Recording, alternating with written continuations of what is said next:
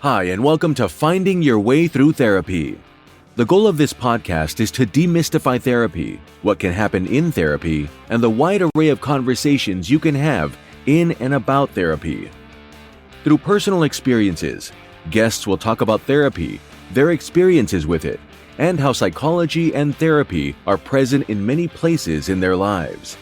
With lots of authenticity and a touch of humor, here is your host, Steve Bisson. Okay, so I clapped for myself. Let me know what you think. But welcome to episode 111. If you haven't listened to episode 110, this was the second part with Lynn Key, who talks about treatment and something that I've done for a long time. I do not work with Lynn, but I have done treatment for many years on sexual abuse, sexual trauma, substance use. So please go listen to it. She's very open and honest. But episode 111 is with Chris McDonald. Chris McDonald is someone I met through the PsychCraft Network, which I'm part of. She's a holistic therapist, yogi, meditation teacher, and author. She's certified in brain spotting, is someone who offers gentle yoga to clients. I hope that she talks about that in her group practice and uses it as treatment for anxiety, depression, trauma, and grief in young adults. She also offers therapy for therapists and is a host of the Holistic Counseling Podcast. I will link that in the show notes. Her favorite holistic daily routines include yoga and meditation. I'm just looking forward to talking to someone about holistic stuff. As some of you know, I am big on that, and I think it's so important to discuss. So here is the interview. Hi, everyone, and welcome to episode 111. I'm so excited because Chris McDonald is someone who is part of the PsychCraft Network. I had no clue about her podcast. And then I jumped on her podcast, and now she has at least one more subscriber thanks to me. And the PsychCraft Network, free plug here, and nothing being told to do. But really, there's a lot of great therapists. But easily one of my favorites that I had not discovered until I got on there was Chris's podcast. And so happy that she also voluntarily said that she's going to come on to this podcast, which is really weird to me. But Chris, welcome to Finding Your Way Through Therapy. Thanks. I'm so glad to be here. Well, you know, you're lucky you get to see the first setup of this, my office / podcast studio. Hopefully everyone hears me really well. Usually we start off with a few basic questions. The first basic question is, tell me a little bit about yourself. Sure. So I own a holistic virtual practice, which is online, and we work a lot with young adults with anxiety, depression, trauma. That's usually the age group that I work with the most with. I have one other clinician that works under me, but she's willing to work with some of the older people. So we kind of spread that out a little bit. And I also have a podcast called the Holistic Counseling Podcast. And that's geared towards mental health therapists who want to deepen their knowledge of holistic modalities and build their practice with confidence. And I actually surprisingly do have a lot of other kinds of listeners I'm learning too. Some people that are just curious about, I call it holistic curious about holistic modalities in general. I also have heard some other people like massage therapists listening, some other doctors. So yeah, there's a wide range, I think, there too. But yeah, I love everything holistic is one thing that I'm super passionate about. And that's what kind of brought me to this podcast.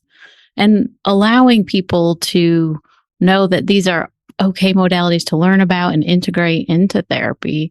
So it's a little bit different than traditional therapy. So that's one thing I talk about too, is the differences and how that can be integrated into sessions. So I do help therapists a lot. I offer therapy for therapists.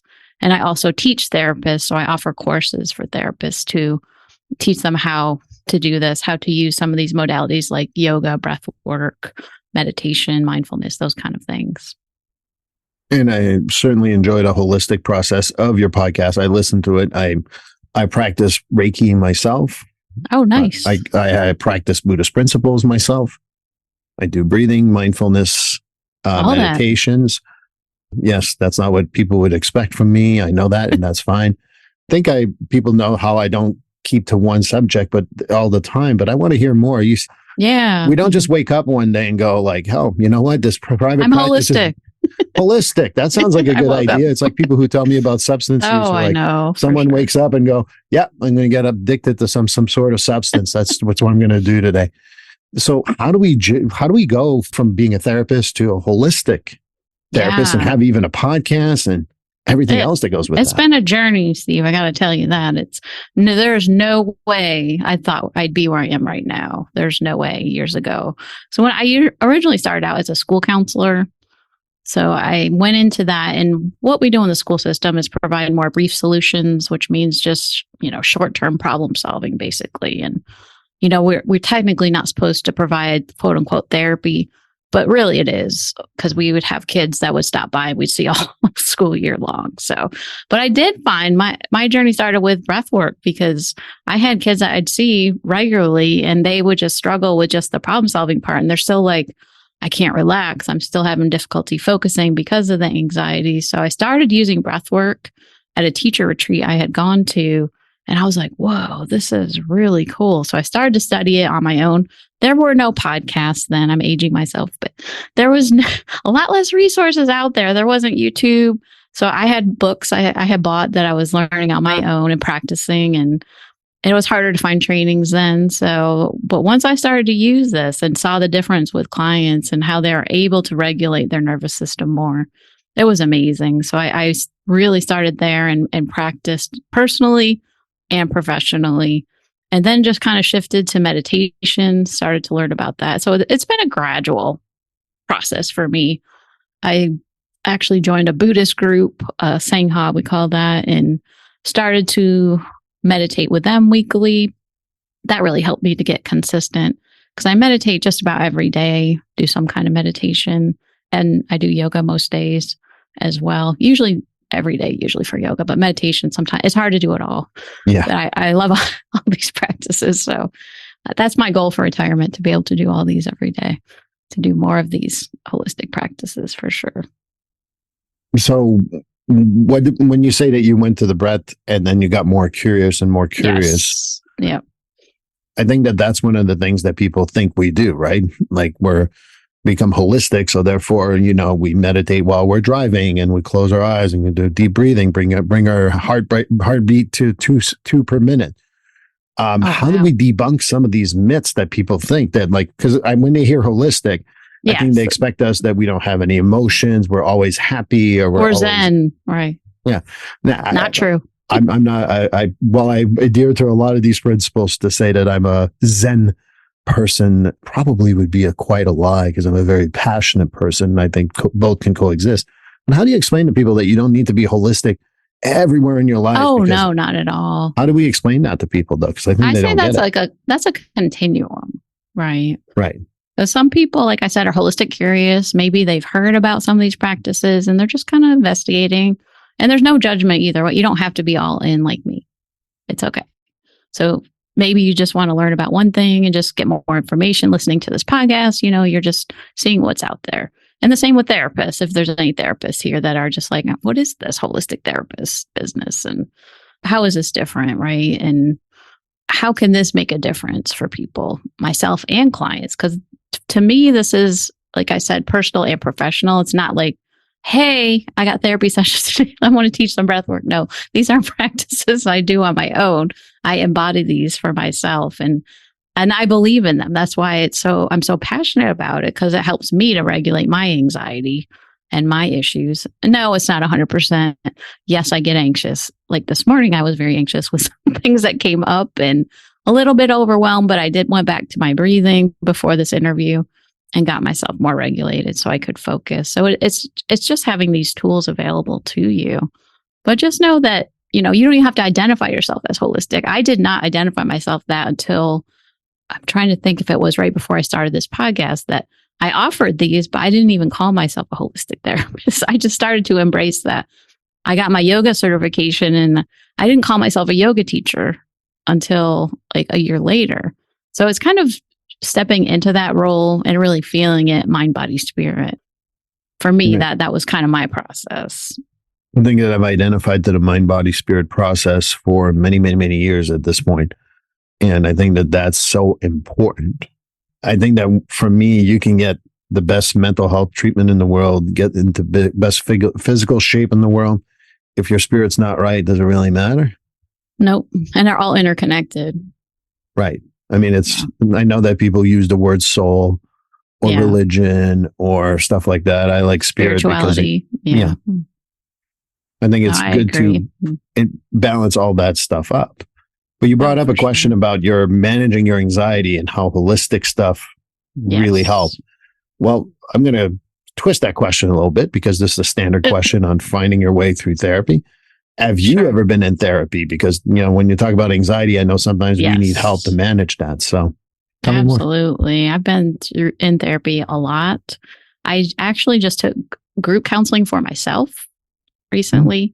So that was a unique experience as a therapist. I've never done that before. I was a nervous wreck to start this group. I was like, oh my God. And it was virtual. So it's a little bit of an odd experience because you see everybody in the little squares on your screen. And when do we say something? When do I sit back? It was really difficult. It took a while to really feel comfortable, but I appreciated other people. It was all therapists in this group, by the way. And it took a while for everybody else to get comfortable. And once we got rolling, we were all opening up more. And it was nice though, because everybody was sharing like how hard it was, even as a therapist, to open up in group.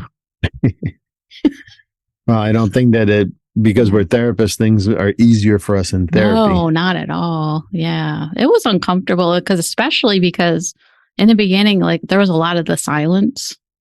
She would ask her a question.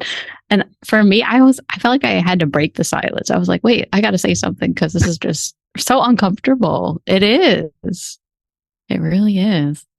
But I think it's uncomfortable for silence, but it's also uncomfortable for me. One of the things that I did not think about until someone mentioned it to me, they're like, yo, so you do treatment with therapists? I'm like, yeah.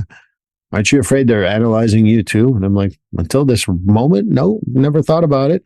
But does that also play a factor when you're in a group therapy with a bunch of therapists? You're like, am I going to say the right thing? Does that play a factor? Yeah, I think initially, I think it is kind of finding your way through, like you said, your pockets, finding your way through therapy. Finding your way through group therapy because it's a totally different experience. It's almost like that sensation. Everybody's eyes are on you, right, with the video, and it's just a different feeling than individual, I think. And just being open to listening to other people. And because it's not all about you in the group. No, it's not. And that's it. It's the group process and how are we supporting each other in the group. But I guess the best part for me was the commonalities and just knowing the struggles everybody else has and are similar to mine. So I'm not alone in this. That universality, I think, was what really helped me. And what's interesting? So I'm 52 and in my life, I had gone to individual therapy, but this brought up some things that I didn't even know affected me until now. I mean, it took me this long to figure this out. So guess what? Therapists are still learning about themselves. To me, it's a lifelong process of growth and understanding. And okay, so this is something from my childhood that still impacted me that I didn't realize till now, but that's okay. And this is something that I've identified and have awareness so that I can work on this issue. Yeah. Well, I also think that what most people, I broke that a little barrier. A couple of months ago, I had my people like, oh, it must be great to be your therapist. Must be great to have friendships with you or be dating you. And my girlfriend came on to the podcast, and a lot of people are like, wow, I didn't think it would be that much of a challenge to date a therapist. And I'm like, oh, because I don't have any feelings, because I don't have. You have it all together, don't you? Do you? No. With all due respect to all my PsychCraft members, I mean, we sit in those meetings and I could clearly tell we don't always all have it together, and that's okay. And that's cool for me anyway. It's all absolutely. We are human. Yes. Yeah. Do you help your clients sometimes to see you as a human? Because for me, one of the hardest, the first thing I ever was told by my intern supervisor, and I always remember that I did the interview thing. She asked me how I thought I did. So I asked all the questions and all that. She said to me, where the hell were you in that room? Because you just asked questions. You were not there. And ever since then, I've always integrated myself. And I think that's important for people to see us as human beings. Does that happen with you? Absolutely. And I don't, as a therapist, I'm not into that model of that we're blank slates, that we don't say anything about ourselves. And for me, I use some self-disclosure just to make me more human. And the clients are always like, it's like a sigh of relief almost when I say something, or I curse in session and they're just like, they laugh and it helps them relax and be more themselves. Cause I feel like sometimes when people start, they're just like afraid they have to put on this role that they can't relax into it and they can't curse if they want to curse. And I think the more that I'm genuinely myself, the more they pick up on that. And I think it's okay for therapists to say, you know what, I had a really shitty morning. So I'm going to do my best to be present and a lot of times they offer support and it's not my session, but I just want to let you know that. But it's okay to let them know that we're not gliding by. I'm just yoga and meditation and everything is peachy keen. Because we have our struggles too. Well, speak for yourself. I don't. I'm perfect. I know you. This is on my desk. I don't know if you can read this. So for those of you on YouTube, will love it and see that. That's awesome. But on my desk, it says, maybe swearing will help. And I've always, most people say, that made me comfortable when I saw that on your desk, because I didn't have to worry about if you're going to be offended. And I think that's the other part too, right? Because we think our secret, I tell people that the reason why you got to bring yourself into a room as a therapist, and for those who want to be blank slates, good for them, okay. Nothing against them. Mm-hmm. Someone needs that too. But what I say is that when you bring in yourself into the room, it brings out the other person even more. But I don't know. I think that to me, that just gives them that permission to be themselves. The permission, right? And to be vulnerable too, that, oh yeah, I wasn't going to tell you this, but this happened this morning for me too. And for them to connect with that and to understand. And I always think it's important for us to be us. Yeah. Yeah. And I think as I've gotten older, that I become more and more myself and more in my own skin. And I think yoga has helped me too, to embody myself more, just to be more present physically and spiritually too. I think that my yoga practice, which has suffered recently, certainly has shown, but I also think that meditation and mindfulness is always something that kind of grounds me when I'm having a tough time. Even my therapist, what he does with me sometimes is that if everything's going hunky-dory, he's like, let's do some body scans. I'm going to say some comfortable things. I'm going to do a body scan. I know what your experience is, what body scans are, but this morning I realized I actually am doing pretty good, knock on wood. I'm going to knock on the mic, because I think body scan is also part of the holistic stuff, that become more mindful and know what's going on with your body.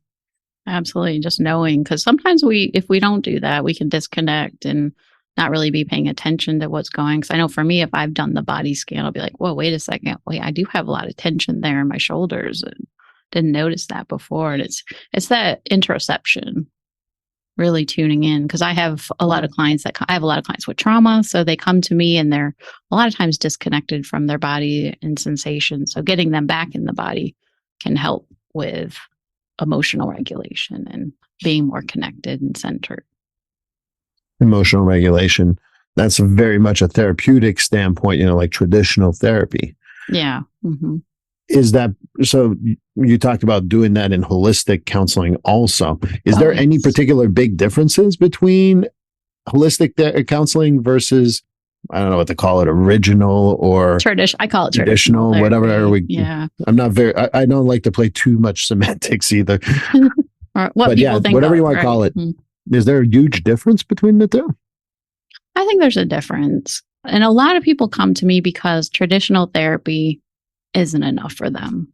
They've tried that route for years and it's just, they've only gotten so far. I call it the CBT wall, the cognitive behavioral therapy wall. They can't outthink their trauma or outthink whatever issues going on, and they need something more. It's more, first of all, starting it from a holistic perspective, looking at the whole person. Is there other things that could be impacting their anxiety or depression? That's mostly what I treat, and trauma. Is there anything else that's going on? So I really have a holistic assessment that really digs deep. I take a little bit longer, I think, than other therapists to really get more background, to take my time with assessing everything. So I have a clearer picture of how all these are interacting. And I ask spirituality questions, and if they're comfortable discussing that, and go into that, as well as physical issues. Is there any physical issues they have? What medications, which I know that could be standard, but looking at supplements too, because that can impact them if they're taking those. Are they going to any functional medicine doctors? any other holistic providers, those kind of things. So really getting clear when I first start with someone is how I start my sessions. And I like the idea of a longer history taking. When you talk about that, do you mean you have specific questions you ask Yes. everyone? Yeah. Like what? Just like, do you have any spiritual practices? And how Are many you people comfortable? actually answer that? Everybody. Yeah. Most people are pretty open. Even I have atheist clients and they're like, yeah, sure. I'll talk about my beliefs and what that means. And also I ask about what are like some of the holistic practices they use, because that could be a starting point too, to see what are they already doing, and are they using meditation, mindfulness, crystals, whatever it is that they're doing, and kind of talk about where they are with that and how that is a part of their coping skill. And that brings to treatment planning. So can we use some of these things that they already are familiar with to start? Because a lot of people know the right things to do, or not right, but the things that help, right? But they don't always do that. Right? We're human. It's the irony of homeostasis, right? Yeah. We all aim for it, but when we get there, we're like, ugh. Right. So getting them back into those practices, because part of what I do too is try to teach them how to be more consistent in these practices. How can you create a daily yoga practice or meditation based on what they are feeling is most helpful for them? And if they already have some things they're doing, well, let's try to build on that. Maybe they meditate just when they're anxious. How about we try to do that when you're not anxious? Because that's going to help open your window of tolerance so that you'll be less reactive to stress. And it's going to help overall with the emotional regulation. And the holistic also brings in some different modalities. So there's a whole range that therapists can offer. So I offer breath work practices, meditation, mindfulness, grounding. It's a more somatic approach too that I use, really getting the body involved, not just the cognitive. Because if you think about traditional, it's more about cognitive strategies, and so it is partly with a relationship too that helps therapeutically. Right. But we go a little bit further to try to get the body involved in spiritual practices too. What do they like to use? Is there anything else they could use? And talk about their beliefs and dig a little more on that. Well, you mentioned grounding. And the reason why I want to bring that up is because what I also want to do with finding your way through therapy is to get people to think about what does that mean? Yes. So I'm sure that people had grounding as you stay in the corner till the end of the session and think about what you just said and don't move from there. Oh, I see what you mean. You've been grounded. You can't do anything. So grounding, like I think that I've said to people, have you ever tried some grounding techniques with my kids? Yes. And I'm like, no, not that. Can you explain a little more about grounding techniques? Because I think that people don't get that. Like I said, I want to just demystify therapy as much as I possibly can. Absolutely. And again, I know I just mentioned some of these practices, but I always make sure clients are clear about what I mean by this. And of course, to practice these, to see what it's like in session. So we do these in session and I teach them how to use it outside the session. So grounding is, to me, it's connected with mindfulness. I don't know the differences sometimes, honestly, because they're very similar. Connecting to your body, like the body scan to me could be grounding. So noticing where you are from head to toe, noticing sensations, what is coming up for you, temperature. Does your body feel warm or cool? Where do you notice tension? And sometimes it is just noticing. We're not changing anything, just being present with what is, noticing your energy level, noticing what emotions might be coming up. How is your mind today? Is it racing or is it more still? Just seeing what's there, being present, which I guess is mindfulness too. So it's all interconnected, I think, with mindfulness. And I think the reason why I ask, because I use a lot of grounding techniques, especially when people are having trauma issues. Yes, definitely. It's one of my go-to when people are having a lot of trouble with their anxiety. They're aware of their body, but they're not aware how to address it. So we do a lot of grounding techniques. Yes. And for me, again, just to give you my work on grounding, that's why I wanted to hear yours. I also talk about, all right, look around your environment and look for 4 red things. Okay, look around your environment and look for 3 blue things. Look around your environment and see 5 yellow things. And most people are like, what are you doing? I said, well, I'm bringing you back to the moment. What's here? Exactly. And so I think with trauma, it helps a lot. I didn't know.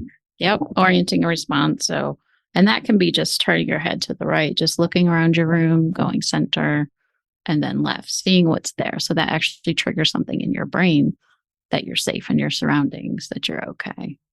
So just seeing what's there in your room, looking at shapes. Tell me what shapes you see in your room, so kind of that mental grounding. So I use a lot of the physical grounding with yoga, which is breath and movement, or just noticing with a awareness. So it isn't just increasing that awareness of what's coming up in the body. And self-soothing, I use a lot too. So that could be with self-touch for clients that are okay with that, which could mean just putting like a hand on the chest, hand on the belly, just being present. And just in that pose, that's a yoga pose, staying in that pose for just a little while too, and noticing what comes up. Because what happens is that actually calms the nervous system, turns on that parasympathetic. So these simple things, these are tools that clients can use. And I think that's a little different than talk therapy, because I know some therapists or some clients want more hands-on tools. And that's what I offer too, is just bringing some of these tools they can practice. So what that brings to mind is that, and I've joked around with another guest of mine who's a friend of mine who does dance therapy. And I'm like, you just don't stop. Like, all right, we just talked about very difficult things about your past. How about we just break out into a yoga pose? Everybody get into downward dog. But I'm joking around, of course, Yes. here. How do you integrate yoga into your therapy sessions? Yeah, so lots of different ways. So initially too with clients, I let them know that I want them to have the agency to decide in their sessions what they want to do.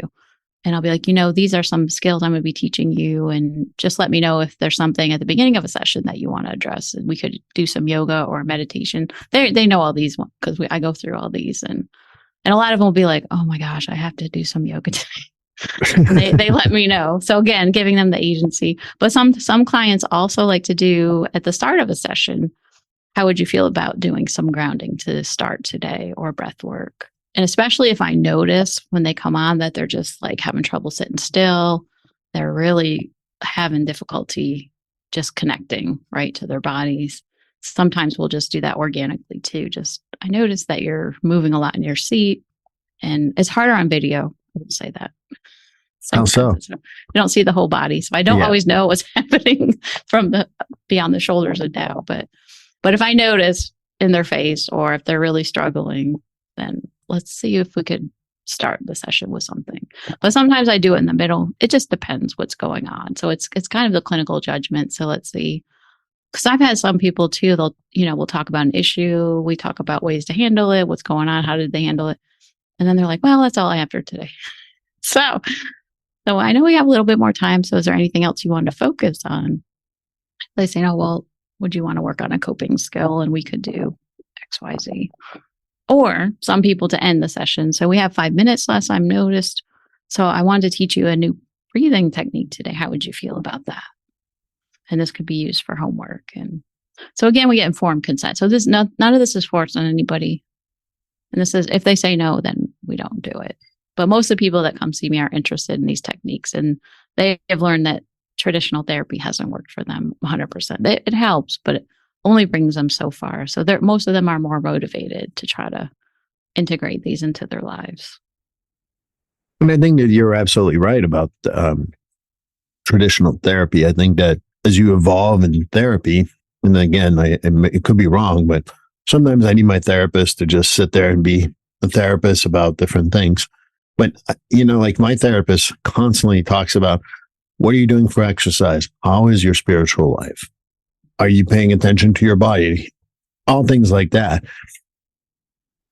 How do we communicate? Like for me, I think that there's some people, maybe they've had trauma, they start therapy at 45, and they may need traditional therapy for the next 5 years, 10 years, whatever the case may be. I'm not trying to put any time frames here. But for some people, they're in therapy for about a year and they go like, kind of hit a wall here. And that's when you kind of go, how do we tell people about this? Because there's some people who take it the wrong way. Like, well, maybe it's because we got to maybe work on more holistic approach. Yeah. And they say, well, no, you're just trying to milk me, or I don't need that crap, or what have you. And I know I'm asking you a little harder hitting question here. That is. But this is what this, it's like hard copy. See, no one will get that reference except me and you from the years ago. But anyway, how do we get to people to think about it that way? Yeah, I think so. We have traditional therapy, but this is integrated with talk therapy. Right. So this is in addition. So I don't want people to think like we have traditional therapy and holistic, but no, we do these holistic modalities or perspectives integrated into the session. So I don't do yoga for the whole 53 minutes unless unless they're not insurance and that's what they want. but the insurance, we typically don't. It's integrating just parts of the session and parts of these practices. But again, if it's yoga every time, then they're just coming for yoga. That's not therapy, right? We need to integrate all this with the talk therapy as well. And not to put down talk therapy is very helpful and very effective. But it's just for some people, they want something more. And I have a lot more people, I say it coming out of the holistic closet, because people are afraid sometimes to say that they have these practices. They use tarot cards or they like to use incense and crystals. And I'm talking clients, they're even afraid to admit that because some people judge that or say that's the devil's work. So sometimes I think just allowing space for people to be themselves, or if they practice Wicca, I get some people that have alternative spiritual beliefs, and that's cool. But they don't want to tell some therapists that. Well, I call it woo-woo stuff. Woo, yeah. We jump in the woo on my podcast, yes. Yeah, Head first. Thank you. But yeah, no, I think that doing that stuff is so important because I tell people we all have that side. Yes. Like you think that sitting in your favorite chair is going to make your local team win the game. I'm pretty sure the New England Patriots are not going, oh, Steve's sitting in the couch at the right spot. Let's play a little harder. But obviously we all have these little belief systems. And I tell people that you can call it whatever you want, but that's kind of a holistic approach. It's more like in the superstition realm. But who am I to, as I just made fun of myself here, but who am I to dismiss what people's beliefs are? That's it. As therapists, we got to accept where they are.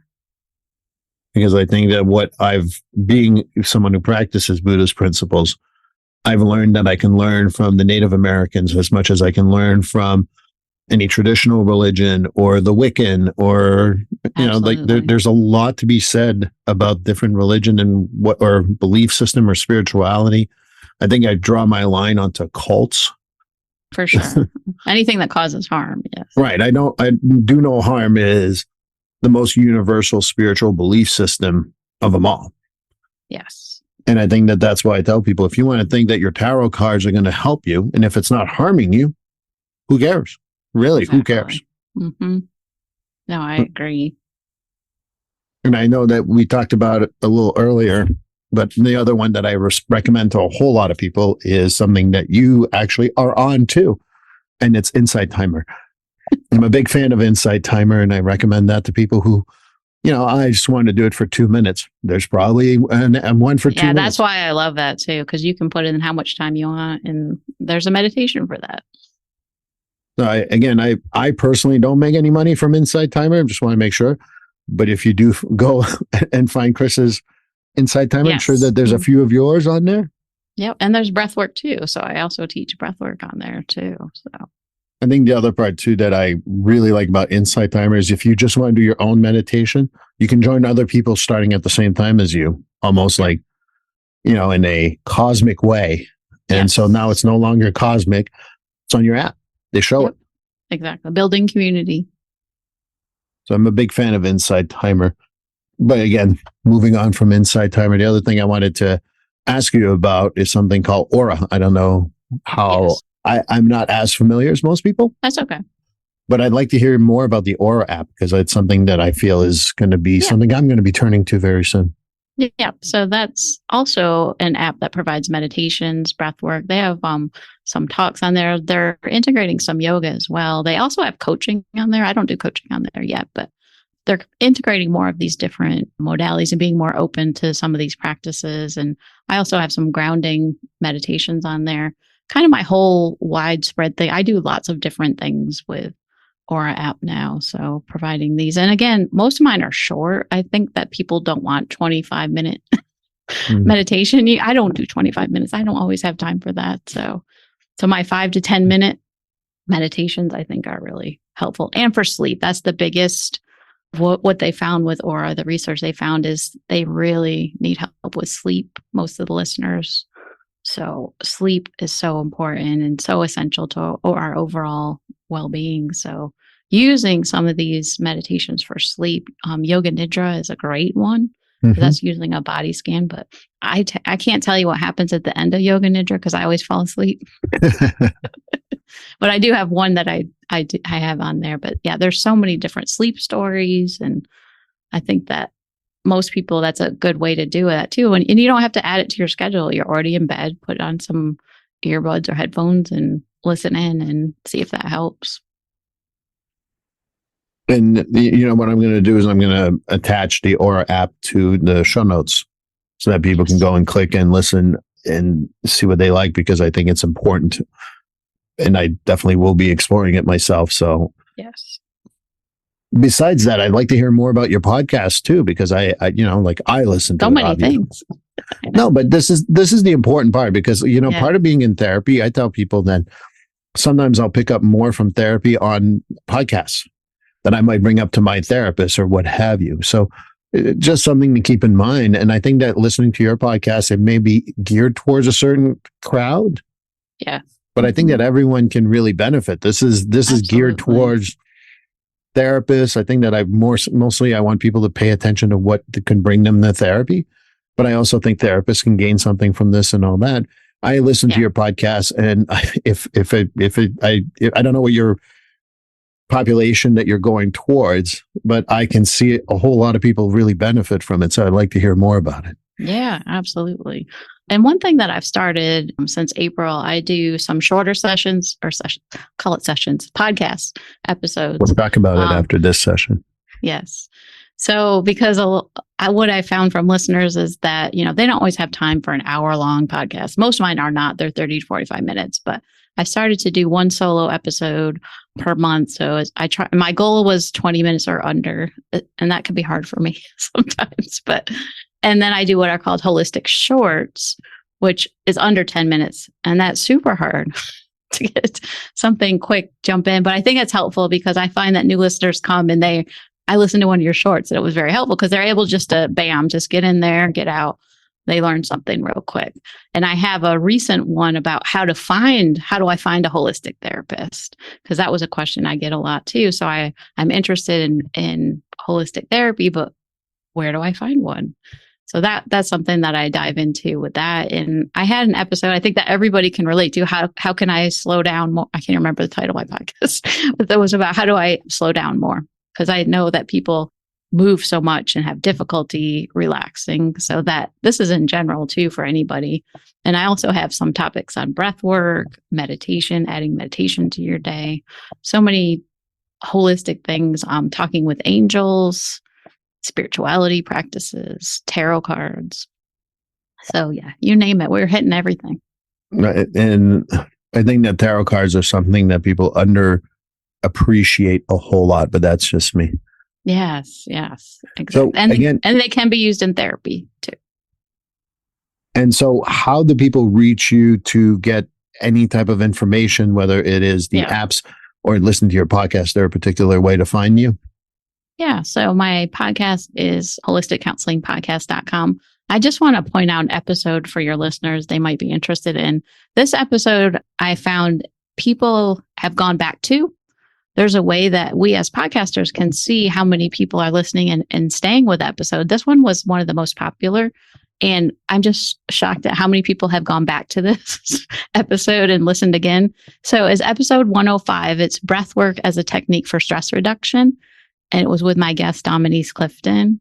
So great episode for you to check out to learn more about breath work and how you can use it. And I have a free 30-day guest pass for your listeners as well. And they can find more peace with meditation and get the sleep they need. So I have the link that you can put in the show notes for that. Oh, please go. And that's perfect. I think people will really appreciate it. Get a little taste of it. And I think we all need a little spiritual practice in all our lives. I'll share this, and because I think it's part of what I grew up Catholic, and then I was a recovering Catholic, and then I was an atheist. And I realized something was missing in my life. Luckily, I learned that in my early to mid 30s. And so I'm not saying that I'm Mr. Guru on any of this stuff, but I certainly have increased my spiritual practice everywhere. And I will say that absolutely go to the show note, go click on it, because I think we all need a little spiritual practice. You want to call it holistic, you want to call it religion, you want to call it whatever the hell you want. I really don't care personally. I just think we all need it. But I just want to plug that in there. Yes, absolutely. And if you haven't done any of these practices, sometimes it's good just to experiment, see what works for you. Worst case scenario, you don't learn anything and you didn't lose anything. Yep. Best case scenario, you gain an app that you're going to use on a regular basis. I think that's just an amazing thing. For sure. Well, Chris, I can't thank you enough for your time. I know we're all busy, but I'll see you at other staff meetings, I'm sure. Yes. Or what do we call them? Office hours? Office hours. Yeah, I'm sorry. I'm sorry, Gordon. Don't fire me. But really great to talk to you. I really appreciate it. Thank you so much. Yes, thanks for having me. This has been great. Well, that concludes episode 111. Chris McDonald, thank you so much for joining me. Really enjoyed our conversation. Hope you guys got a lot of it as much as I did. But episode 112 will be with Megan Garvey. Megan's actually someone who works in my office, and I just want to get to know her. And since we're in the same office and we never chat, here's a way to do it. So she will be interviewed for episode 112. So I hope you join me then. Please like, subscribe, and follow this podcast on your favorite platform. A glowing review is always helpful. And as a reminder, this podcast is for informational, educational, and entertainment purposes only. If you're struggling with a mental health or substance abuse issue, please reach out to a professional counselor for consultation. If you are in a mental health crisis, call 988 for assistance. This number is available in the United States.